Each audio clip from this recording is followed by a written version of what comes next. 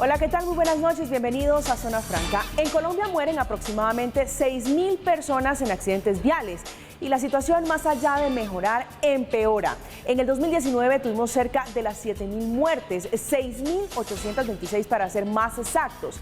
Y en el mundo el panorama no es menos complejo, 1.3 millones de personas muertas al año.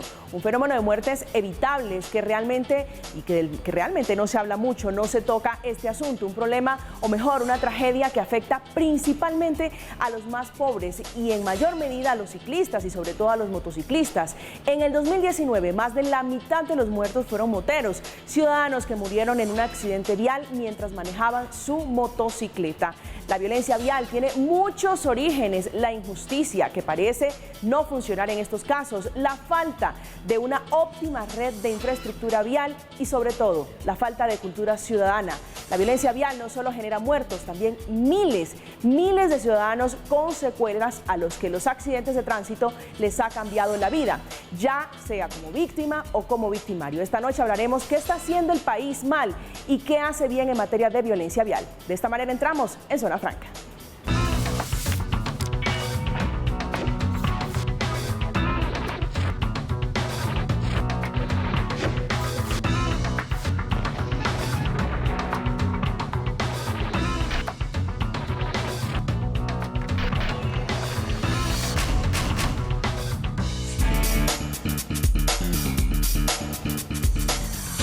Mari Botajicio es líder y activista de seguridad vial en Colombia y la región, es fundadora y directora de la Liga contra la Violencia Vial, que ha dedicado también los últimos 15 años a la defensa de los derechos ciudadanos por una movilidad segura y sostenible, pero también incluyente. Bienvenida a este espacio.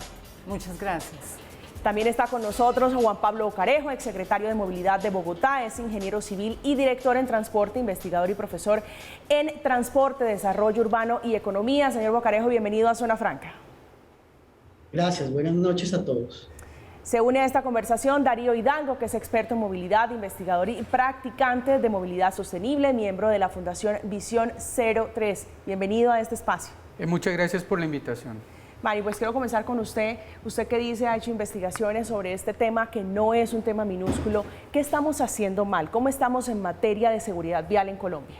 Mira, primero voy a corregir unas cifras porque de verdad que cuando uno habla de un número, está hablando eso, de una estadística. Pero detrás de cada número hay un rostro, hay un sueño, hay una vida suspendida, hay una familia absolutamente impactada. En los últimos 5 años en Colombia hemos deplorado la vida de más de 40.000 colombianos. ¿Qué guerra deja esa baja en la población civil? De esos 40.000 colombianos que han dejado su último aliento en el asfalto colombiano, 33.000 eran población vulnerable, es decir, motociclistas, ciclistas y peatones. Y más del 38% tenían menos de 30 años. Es decir, que realmente estamos viviendo una guerra en las vías del país.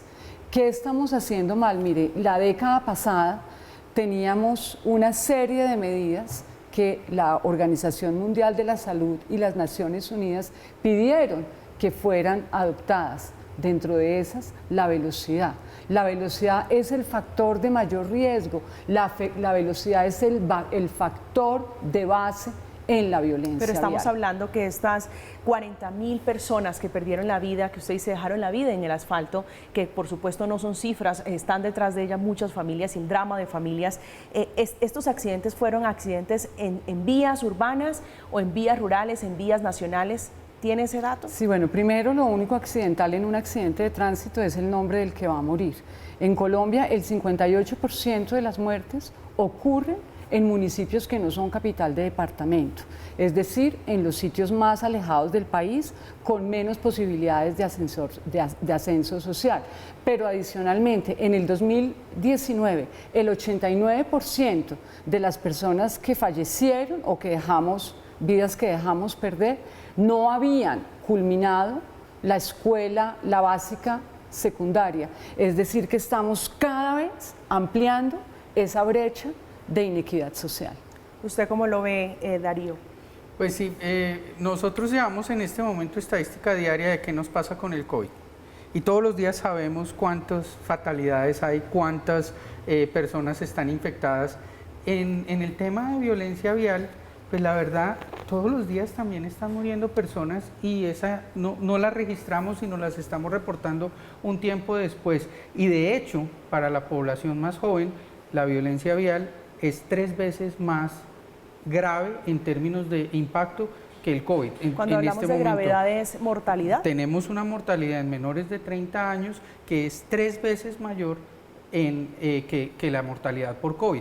Y no le estamos, pues yo agradezco mucho que Zona Franca decida hacer un programa sobre este tema, porque todos los días oímos del COVID y tenemos que enfrentarlo y es gravísimo. Pero la violencia vial también tenemos que enfrentarla y no estamos haciendo lo suficiente. Este año se me van a vender del orden de 800.000 motos en el país, a eso de acuerdo con las estadísticas de los primeros meses del año.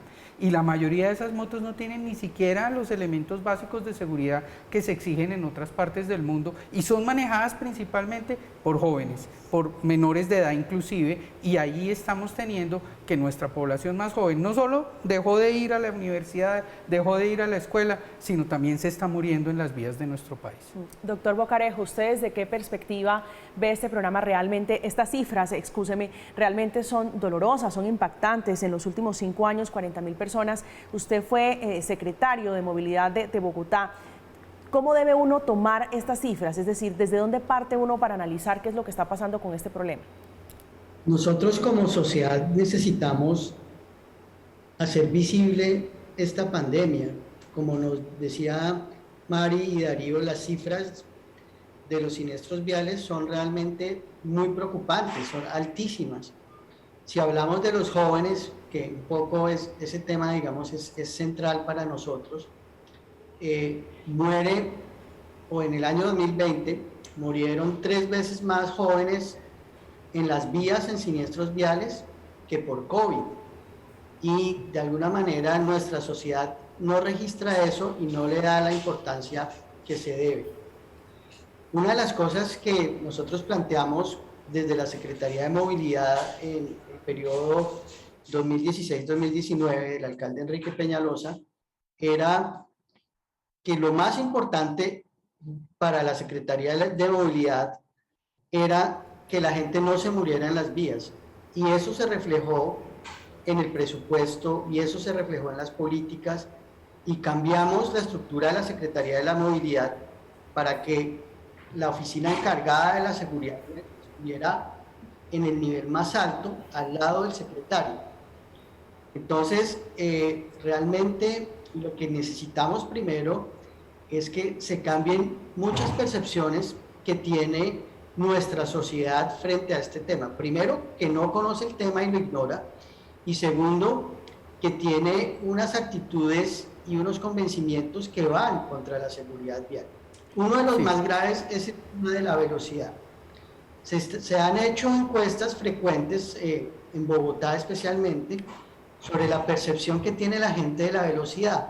Y uno le pregunta a la población en general y a los jóvenes sobre el tema, y ellos dicen: no, mire, a mí me gusta la velocidad, yo considero que no es grave andar rápido, y finalmente, de todas formas, reconocen que una de las principales causas de siniestros graves tiene que ver con la velocidad. Entonces necesitamos...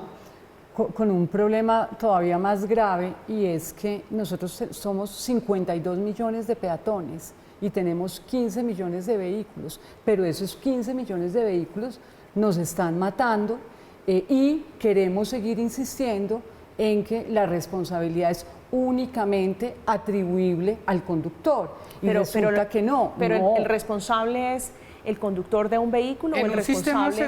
En un sistema seguro, todos los elementos, el conductor es parte de, pues, por supuesto, pero la vía, el diseño de la vía, las condiciones de los vehículos, y también el tema del respeto de temas como tan básicos como controlar la velocidad, porque no tenemos esa capacidad de control. Ponemos avisos, y el caso de hace 2 semanas tan triste, tenía un aviso de 30 kilómetros por hora. Pero en un un aviso- sector diseñado pues para ir a 110 y por supuesto el conductor, además con tragos, iba a más de 110 y 6 personas fallecieron y una sigue todavía Pero luchando digamos, por ya su es un vida. tema que tiene un ingrediente adicional y es la ingesta de alcohol por parte de este señor. Pero- en Pero Gaiga. siempre está, la velocidad siempre es el factor de base. Los otros factores como el alcohol, como la distracción, lo que hacen es multiplicar esa probabilidad de riesgo. Pero aquí a dónde está yendo Darío, y es que durante 2 décadas hemos intentado únicamente atribuirle la responsabilidad al conductor y resulta que no, mire, esa misma persona que hurtó la vida de esas 6 personas probablemente no era la primera vez que conducía bajo los efectos del alcohol, pero si a esa persona se le dice, oigan, vea, usted está poniendo en riesgo su vida y está poniendo en riesgo la vida de los demás y se le atribuye una sanción, pues muy probablemente se hubiera evitado Ahora, esa en alcohol muerte. hemos avanzado muchísimo y pues Mari trabajó muchísimo con el exministro Germán Cardona hace unos años y se logró avanzar muchísimo en penalizar, en hacer muy difícil el tema de conducir Bueno, ya ahora y es- manejar. Y es delito realmente tomarse siquiera una cerveza, que eso es un gran avance. Exactamente, pero el gran avance es el rechazo social. Tú ya no te subes con alguien con tragos en un carro, no lo haces. Y ese rechazo social no lo tenemos aún con el tema de la velocidad, que sigue siendo el factor de principal base. factor de riesgo.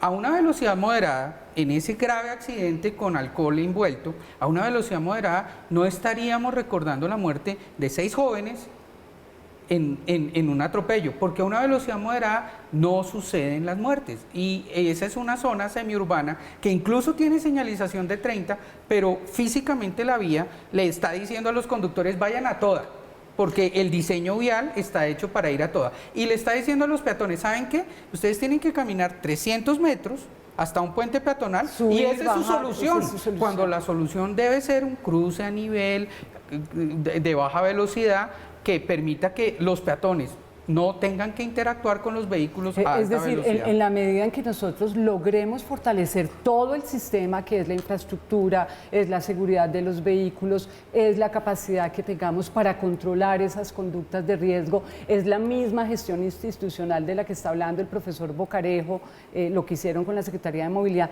En esa medida en que logremos realmente que todo el sistema sea seguro, pues vamos a tener unos resultados mucho más positivos, porque no hay ninguna medida más altamente costo efectiva que la infraestructura. Decirle a la gente, ponerle una señal, perdóneme, una señal no disminuye velocidad. Hoy tenemos muchas intervenciones de infraestructura, las rotondas, la canalización vehicular, las salidas menos ortogonales y más sinuosas. ¿Para qué? Para disminuir la velocidad sin que sea algo que sea consciente, sino que es algo que termina siendo natural. Sí. Como el meandro de un Parte río de la cultura.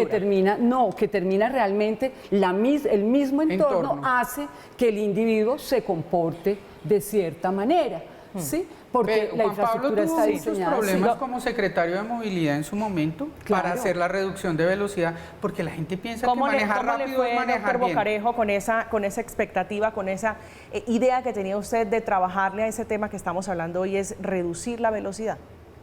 Y digamos que coincidimos todos y a nivel internacional hay una cosa digamos, un concepto que se ha venido construyendo por mucha experiencia positiva, que es la visión cero. Y la visión cero, pues lo que plantea es que no es admisible que tengamos fatalidades en nuestras vías y que la gente se muera simplemente por moverse. No podemos admitir eso. Nuestra meta es que haya 0 muertos en las vías. Y la estrategia principal es esa gestión de la velocidad. Entonces, lo primero es hacerle entender a la gente y la opinión pública, los periodistas juegan mucho ahí.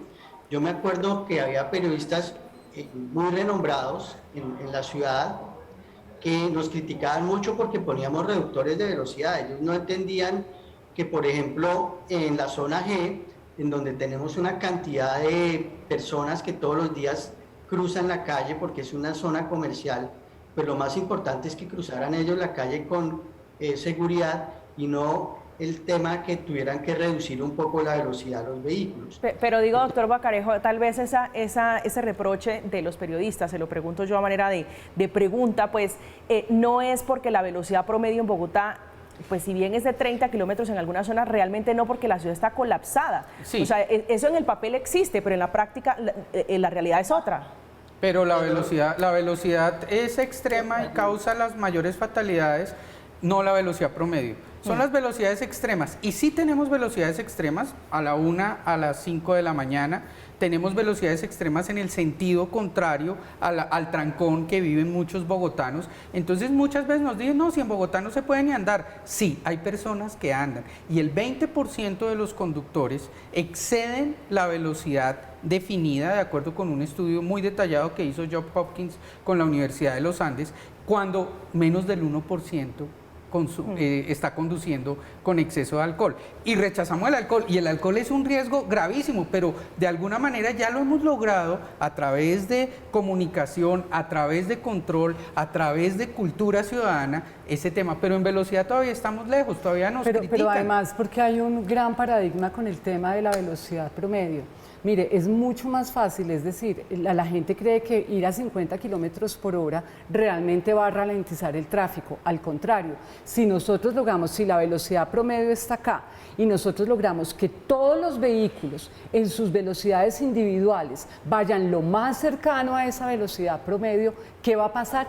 Que todo el flujo va a mejorar. Pero ¿cuál es el problema que tenemos ahora? Primero, pues que tenemos heterogeneidad de tráfico, tenemos esa mixidad entre vehículos grandes, motos, bicicletas y personas, pero adicionalmente tenemos esas dispersiones de las velocidades, son excesivamente altas y son las que causan el zigzagueo y son las que terminan poniendo en riesgo a todos los otros. Pero ojo, en el momento en que nosotros logremos de alguna manera estabilizar y lograr que esas velocidades individuales de circulación se adhieran a esa velocidad promedio, el flujo vehicular, por supuesto que también va a cambiar, y eso es un problema de física, es un tema... Doctor Bocarejo.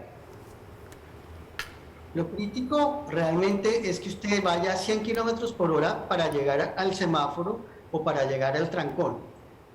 Lo crítico es que a las 3 de la mañana, o ya digamos cuando está un poco más despejado el tráfico, esos vehículos vayan a tan alta velocidad que en cualquier evento llegan a chocar a alguien y hay cero probabilidad de que esa persona sobreviva.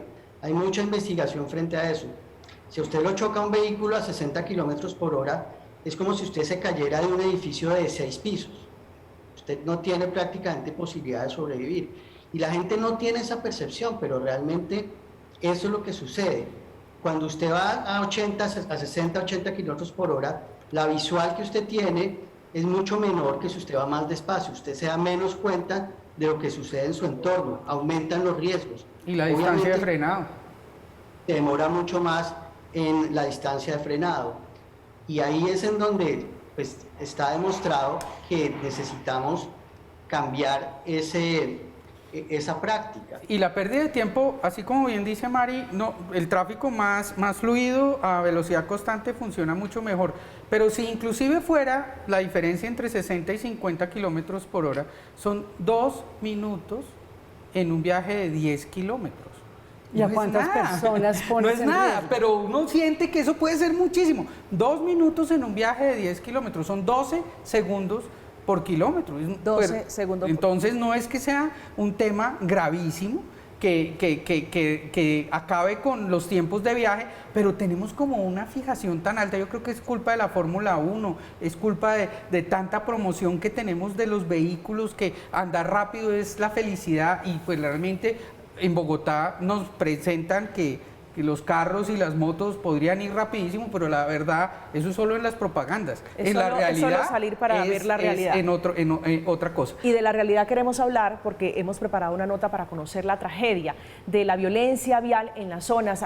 Les hablo de una historia de un hombre que es Francisco Domínguez, quien fue atropellado en octubre del año pasado cuando conducía una bicicleta. Es deportista, hacía deporte en ese momento, fue atropellado. El conductor huyó, posteriormente se identificó, se entregó, y esta es la hora que no responde.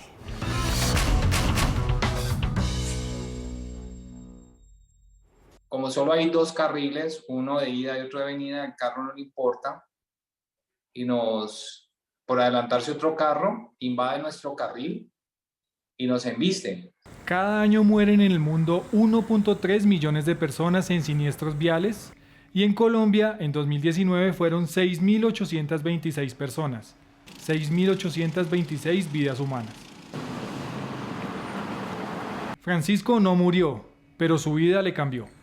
Pues ya no puedo atender a mis clientes. Digamos que esto es muy cara a cara, ir a hablar con el cliente, desarrollar estrategias, pensar, montar propuestas. Eso no lo puedo hacer ya, no puedo manejar. Digamos, yo perdí pues la movilidad del ombligo hasta abajo, yo no dejé de sentir todo.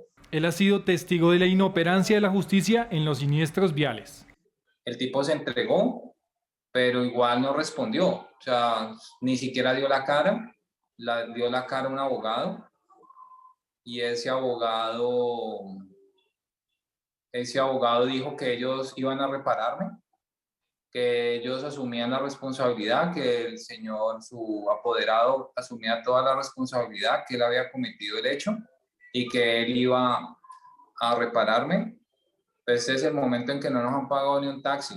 Tal vez la mayor rabia que le da es ver cómo su victimario sigue impune. Aquí el mensaje que se está dando es clarísimo, es que cualquier persona puede salir, así salga borracho, puede ir matando a un ciclista, atropellándolo, dejándolo en una situación muy complicada como la mía, donde yo era una persona completa, sana, generaba empleo, deportista. Lo de Francisco es el ejemplo latente de cómo la violencia vial puede destruir la vida de una persona. Un caso como el mío, este señor tendría que estar pagando 15 años de cárcel. 15. Y en este momento no ha pasado nada. El tipo está libre.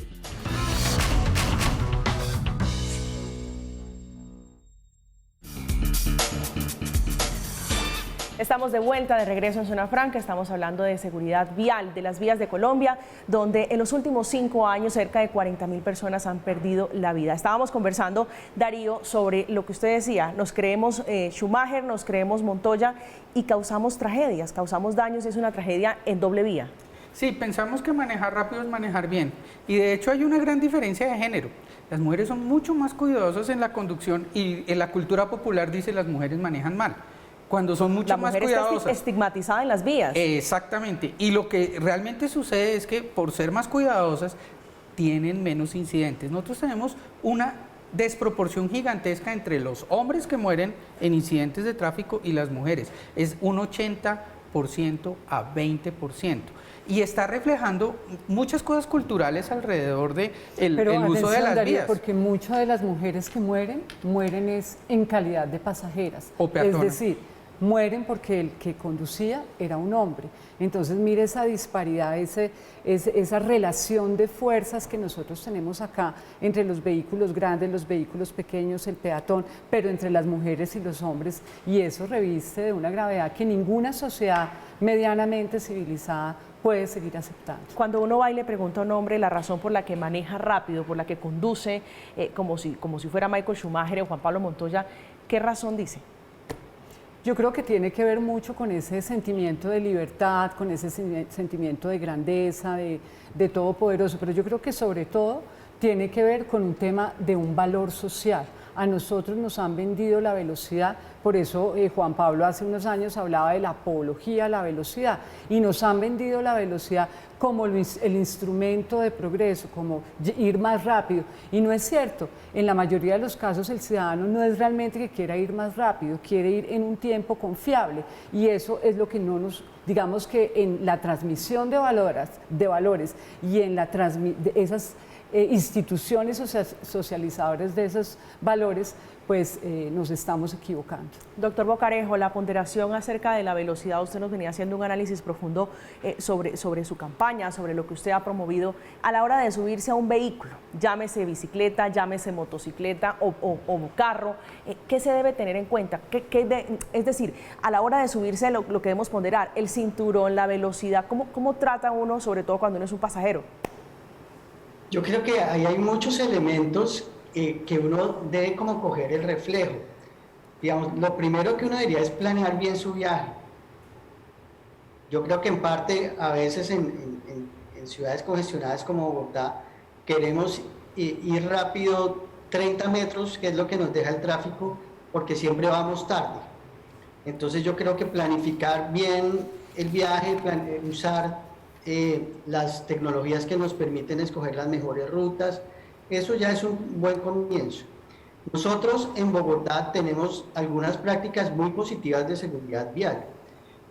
Lo que muestran las mediciones que hace la Universidad de los Andes periódicamente en Bogotá es que aquí usamos el cinturón de seguridad, casi 100% de los bogotanos usan el cinturón de seguridad. El delantero, el trasero todavía nos falta.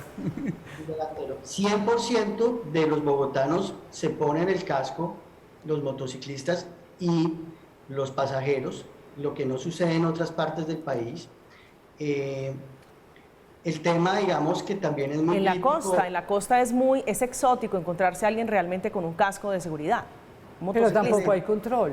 Es decir, si no hay control, si no se obliga al ciudadano a que cumpla la norma, no hay peor que una norma Y que no se tenemos que cumpla. seguir mejorando en la calidad de los cascos. El hecho de usarlo es importantísimo, pero usarlo claro, bien, abrochado, y tener cascos que realmente protejan para los motociclistas es esencial, Juan Pablo. Pero Doctor Bocarejo. vamos a esa estadística tan crítica que es que más de la mitad de las fatalidades en Colombia son motociclistas. Y más de la mitad de los siniestros donde hay un herido o un muerto incluyen una moto. O sea que el motociclista no solo es víctima, sino que también apoya mucho a los ciclistas y a los peatones. Entonces ahí digamos que hay también un desafío muy grande que se tiene en muchos países del mundo de qué vamos a hacer con las motocicletas. Y realmente... Ahora, motocicletas que no serían vendidas en otros países de América, del mundo desarrollado, ¿no? O sea, estamos hablando de que... Pero el problema es la venta de motocicletas. Claro, no, el motociclista es víctima y es victimario. ¿Por qué es víctima también? Porque él es víctima de toda esa industria comercial que gira alrededor de él, pero que le está dando un arma para matar y para salir a matarse. Recuerden que en Colombia las motos aún no tienen frenos ABS. También usan muchos cascos que tampoco pasarían la prueba del test de shock en países, en un laboratorio certificado. Entonces es víctima y es victimario, y lo que está mal es que queramos ver a los motociclistas como kamikazes. Tienen una licencia que no prueba que dominan la máquina, que conocen las normas, pero igual tienen la licencia. Entonces yo creo que ahí hay unos temas que no es solamente atribuirle la responsabilidad al motociclista, porque es víctima. Sí, y los clubes moteros han venido haciendo un esfuerzo bastante grande, pero es una porción relativamente pequeña del total de la masa de motociclistas. Se acompañan entre sí, se ayudan, se capacitan, mejoran sus habilidades. Los clubes de motociclistas han sido un socio... Son un gremio, funcionan de manera socio positivo. Hay unos que funcionan como gremio para evitar normatividad que de pronto ellos sienten que los afecta, no necesariamente para proteger la vida de los miembros de su club, pero hay mucha ayuda de los motociclistas en el sentido de entrenarse y hacerlo mejor. Allí hay una falla que Mari ya resaltó, y es en el licenciamiento. Necesitamos que haya un proceso de licenciamiento más estricto, que mida las habilidades. Las mejores prácticas es con examen de habilidades, no simplemente con pruebas de conocimiento técnico, sino con ver que sí realmente los motociclistas pueden manejar su moto.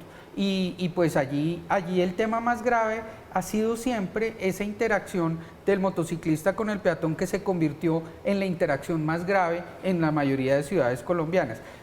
¿Por qué? Porque no hay infraestructura suficiente para el peatón, porque los motociclistas llevan exceso de velocidad, y esas dos cosas combinadas es la muerte. Y porque tenemos una limitación de espacio público, ¿no? Ese tema de espacio público es fundamental, ya lo vamos a tocar para mirar si tenemos cultura, porque es que realmente en la medida en que se van abriendo, de hecho el POD reciente que se está discutiendo en el Consejo, lo que busca es justamente eso, generar mucho más espacio para el peatón, para los biciusuarios, como se les llama, o los ciclistas. Doctor Bocarejo, ¿el problema son las motos o el problema de fondo cuál es? Porque nos daba acá Darío una cifra de casi 800 800.000 motos que se venden en Colombia anualmente. Este año. Este año. Las motos son, sin duda, lo muestran las estadísticas, un elemento que contribuye muchísimo a los siniestros viales. Los siniestros viales se concentran en algunas zonas del país y algunas de estas zonas pues son esas zonas donde la gente se mueve principalmente en moto, donde el transporte público termina siendo el mototaxi y digamos que para rematar un poco el tema de la capacidad que tienen nuestros motociclistas de dominar su vehículo, tenemos una estadística que muestra la edad a la cual están generándose las fatalidades en tráfico y lo que se ve es que entre los 20 y 24 años es el pico de mortalidad en Colombia. Son los jóvenes que están empezando a usar la moto, que están empezando a conducir un vehículo y que no están adecuadamente capacitados. Por eso se tiene ese pico tan preocupante. Entonces yo sí creo que la moto, en este entorno donde no tenemos la capacidad adecuada, no tenemos la infraestructura adecuada, no tenemos la formación adecuada. Ni las motos adecuadas, Juan Pablo. Sí. Ni las motos adecuadas. ¿Porque en las Colombia motos se adecuadas son venden... desechables? No, las motos, por ejemplo, de la India, en la India tienen frenos ABS, que son esenciales para ayudarle al motociclista en el momento. ¿Qué frenos tenemos en este momento? En las Frenos motocicletas? normales de disco, frenos normales que no. ¿Y cuál es la diferencia La de esos diferencia ABS? es la distancia de frenado y la posibilidad de maniobra con los ABS. En la India, muchas de nuestras motos vienen de la India o las partes vienen de la India. En la India es obligatorio y acá no tener esos ABS. ¿Y qué explicación tiene eso? ¿Es un tema La de explicación costos? que nos da la industria es que puede subir el costo, pero ¿cuál será la subida del costo frente a las vidas que se pueden salvar? Los estudios técnicos sobre ABS a nivel mundial muestran que pueden reducir hasta 40% el número de fatalidades. En Colombia significarían más de 3.000 personas que no morirían por cuenta de tener las motos con ABS. Por un tema puramente económico, creo que allí tenemos volteadas nuestras prioridades y es necesario trabajar. Por supuesto, también está que la vía donde conduce esa moto puede ir muy rápido o no, y no solo las motos, sino el resto de vehículos. Y ahí tenemos muchos problemas de diseño también. Y lo que está diciendo Darío es algo que es fundamental, no solamente en términos de infraestructura, sino de la seguridad del vehículo. Es decir, todos sabemos que conducir es una actividad peligrosa. Y es tan peligrosa que en el Código Penal nuestro, en nuestro sistema penológico, se eleva a categoría de arma. Y sin embargo, los vehículos, sean de 4 ruedas o de 2 ruedas que tenemos en el país, no cuentan con los equipamientos de seguridad pasiva y activa que sí tienen en otros países, pero nosotros pagamos tanto o más que lo que están pagando esos ciudadanos, como si la vida de un ciudadano colombiano pues termináramos siendo ciudadanos de quinta. Usted hablaba, María, hace unos instantes que la mayoría de las víctimas, cerca de 33.000 víctimas, son personas vulnerables. Cuando hablamos de vulnerabilidad nos referimos exactamente a qué. Claro, son los que van a pie, son los que van en bicicleta y son los que van en moto. Y hoy el mundo, digamos, con economías mejores que las nuestras, saben muy bien que los vehículos pueden tener una cantidad de equipamientos que pueden ayudar justamente, si yo no vi el peatón, a verlo. Si yo no pude frenar el frenado autónomo de emergencia, me permite a mí no hurtar la vida de ese peatón. Es decir, pero cuando hablamos de vulnerabilidad estamos hablando del poder adquisitivo para poder acceder a ese tipo de elementos. No, estamos hablando del cuerpo, porque en un peatón y en un ciclista o en un motociclista, la carrocería son los huesos. Cuando usted va en un habitáculo, pues va un poquito protegido y parte del habitáculo le ayuda a disipar la energía cinética que se libera durante una colisión. Cuando usted va con los huesos y con la carne, pues toda la disipación de energía la obtiene usted en su cuerpo y todos sabemos la vulnerabilidad que tiene el ser humano. Doctor, y las normas no nos ayudan tanto. Doctor Bocarejo, ya un segundito. Doctor Bocarejo, ¿en Colombia hay más motos que carros? En este momento. Sí, en Colombia tenemos muchos más motos que carros. Y eso obedece, la pregunta la quiero trasladar a un tema financiero, a un tema económico de poder adquisitivo. Es decir, ese acceso a la motocicleta obedece a qué tan probable es que yo tenga económicamente cómo acceder a un carro o a una moto, o es más pensando en una forma más ágil de movilizarse. Parcialmente Pues, es eso. Tema de poder adquisitivo, y entiendo el argumento al que queremos llegar. También la seguridad vial es un tema de desigualdad terrible, es una trampa de pobreza.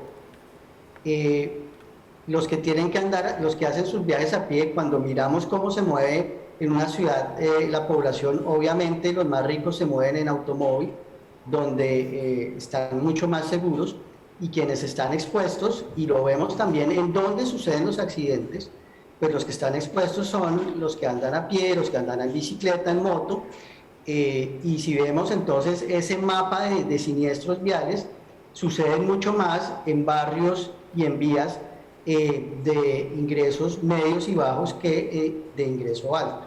Entonces, claramente, esto además es un elemento de desigualdad social. Y eso tiene que ver mucho con los, digamos, nosotros empezamos a desarrollar nuestras políticas de transporte público realmente muy tarde, y entonces el ciudadano cambió a su movilidad. ¿Por qué? Porque tener una moto le da el sentimiento de que tiene una posesión material, pero además le permite la entrada y salida desde su punto de residencia hasta donde va, y a un costo muy inferior a lo que hoy le cuesta el transporte público. Y además es una herramienta de trabajo. Para muchas de estas familias también se convierte en una herramienta de trabajo y una fuente de ingresos, y una de las partes de que creció muchísimo durante la pandemia la venta de motos y el uso de la bicicleta también tiene que ver con el tema de distribución, con las plataformas de distribución. Pero yo quiero llevar también la discusión, si usted me permite, al tema de control. Al tema de control que podemos ejercer con la policía, y a una falla gigante que tenemos, un hueco gigante que tenemos en control con respecto a la velocidad en este momento, y es que no es posible usar efectivamente las cámaras, que es la manera como se fiscaliza la velocidad en todas partes del mundo, por un tema de garantías procesales que nos pusieron en la Corte Constitucional. Las cámaras están ahí, pero no las podemos usar con todos los dientes que ellas tienen. Lo voy a dejar en punta porque tengo que irme por compromisos a un corte comerciales, pero al regreso vamos a hablar justamente de eso. ¿Cuál es la fórmula para salir de estas cifras de siniestro en las vías? Estamos en Zona Franca hablando de seguridad vial. No se mueva, ya regresamos.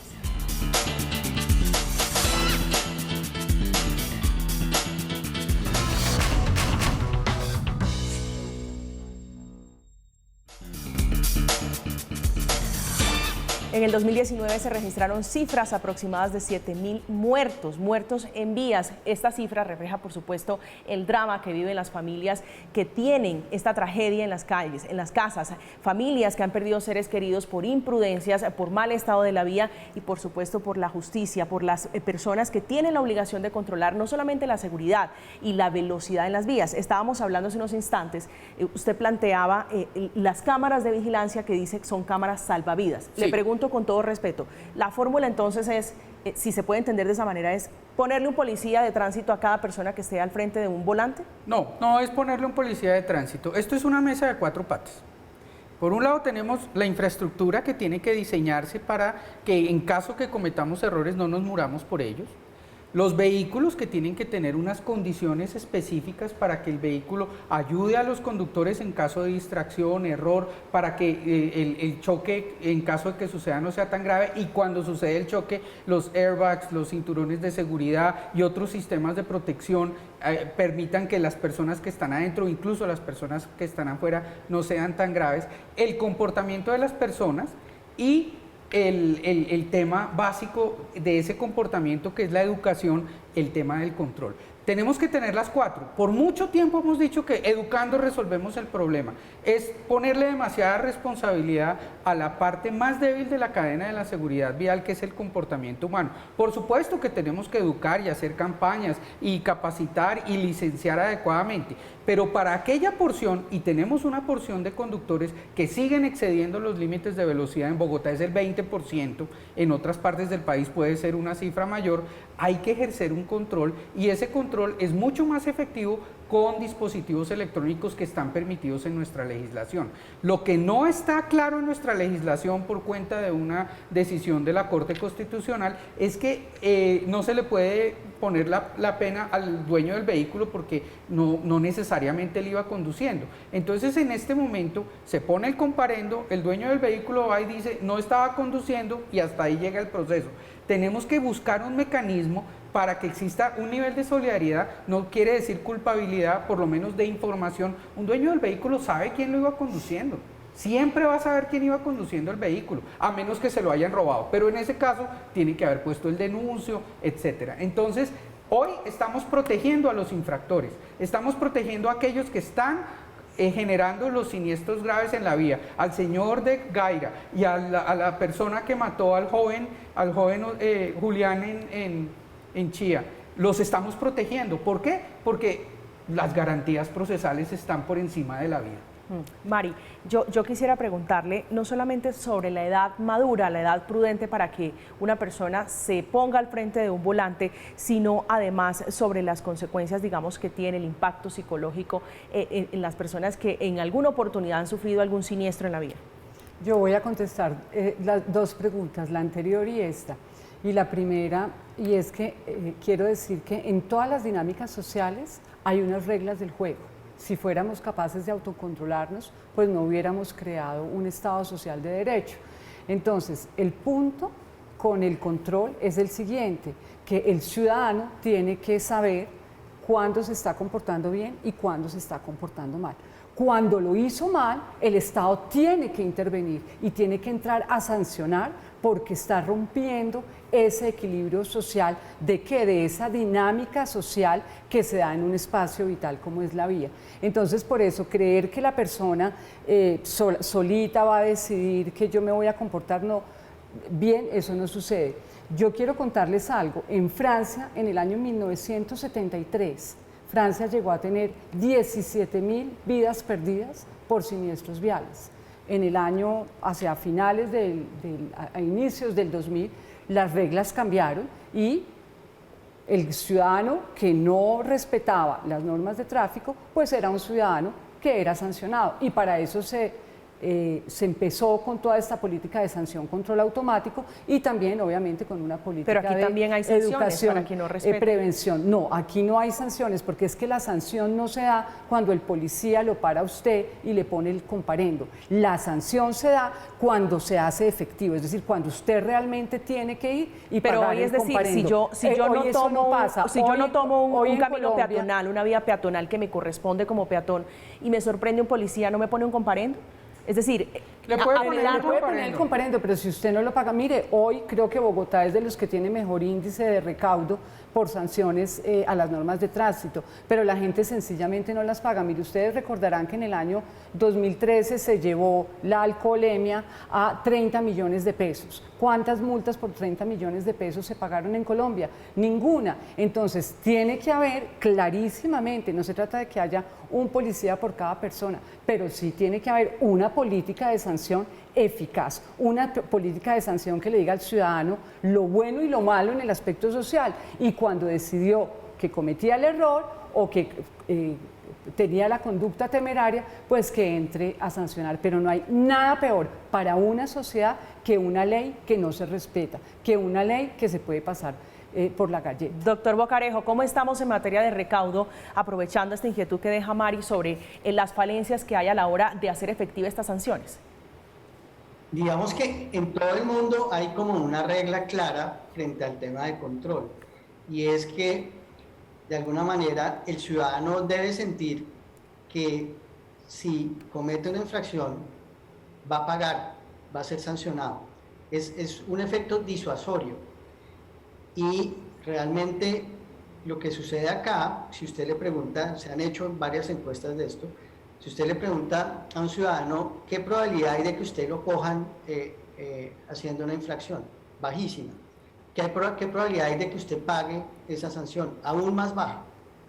En 2016, cuando llegamos a la Secretaría de Movilidad, 16% de los bogotanos pagaban de manera voluntaria la multa.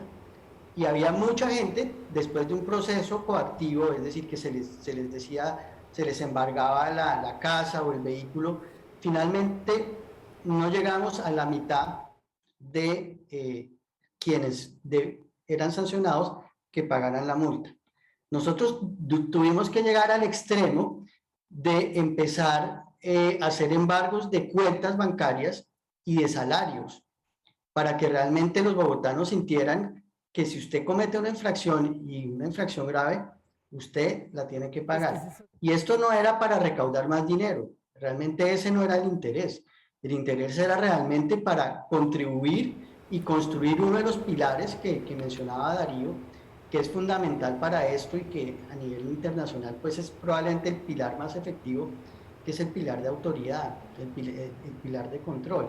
Y a mí sí me molesta mucho, digamos, me indigna un poco ese concepto de la Corte Constitucional, porque básicamente nos dejó sin dientes, nos dejó sin posibilidad de sancionar.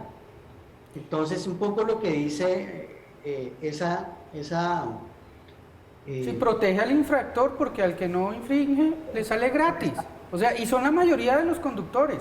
El 80% de los conductores en Bogotá no exceden los límites de velocidad. El 20% que sí está protegido porque no hay manera de sancionarlo efectivamente por estas conductas que se ponen en riesgo a la persona y ponen en riesgo a todos los demás.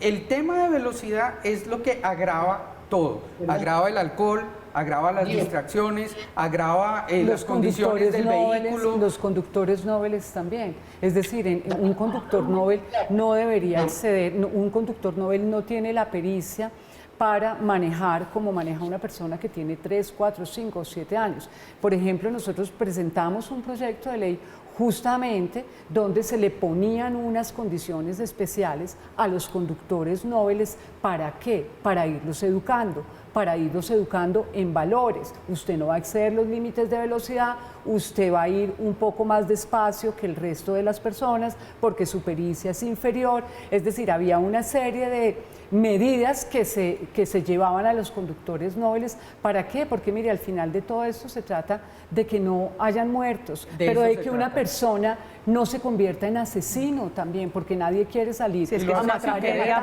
para dos familias, indiscutiblemente. Doctor Bocarejo, estamos llegando ya al final de Zona Franca, hablando de este tema que seguramente va a impactar, seguramente está calando en muchas personas, porque todos tenemos un medio de transporte, y decía Mari, es a nivel de categoría de armas si no se toman las debidas precauciones. Quiero preguntarle por la ciudad del futuro, hablando de Bogotá, ¿cómo se proyecta, cómo lo ve usted, entre otras cosas, porque la alcaldía de Claudia López está proyectando una ciudad prácticamente para las bicicletas?